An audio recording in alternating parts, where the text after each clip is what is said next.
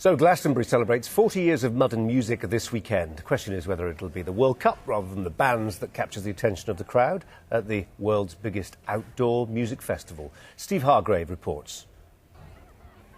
Most 40th birthdays are spent maybe feeling a bit sorry for yourself, wondering if the best years of your life are behind you. But that's not really the case here at the Glastonbury Festival. It's now been 4 decades since the first event was held here. And from the looks of the thousands of people over there, there's no signs of a midlife crisis setting in. Yes, back in 1970, a young chap called Michael Eavis held the Pilton Pop, Blues and Folk Festival here for 1,500 hippies. The ticket cost £1 and included free milk. Who'd have thought that 4 decades on, 175,000 people would squeeze in? The milk's still here, although you have to pay for it. And I'm not really sure that's what most people here are drinking.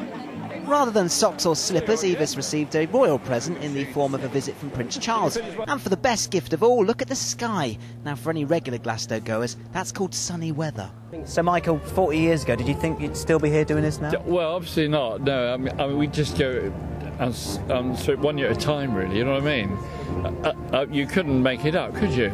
So if we look through the telescope, why has Glasgow lasted through the years? Well, maybe it's because it hasn't really changed its stripes.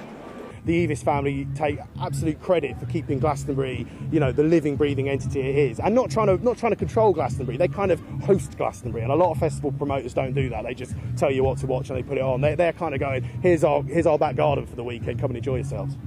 Of course, U2 were meant to be headlining tonight, but they pulled out. No one seems that bothered, though, now. Besides, a lot of people are still excited about the football. One of last year's headliners says this place has never lost its magic.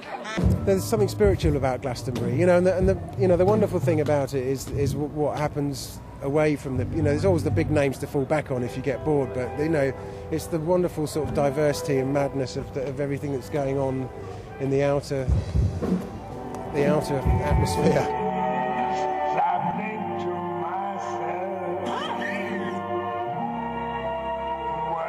So Glastonbury 2010 is so futuristic it even has a singing robot. You can't accuse it of slipping into dull middle age, can you? Life, it seems, really does begin at 40. Steve Hargrave, Sky News at the Glastonbury Festival.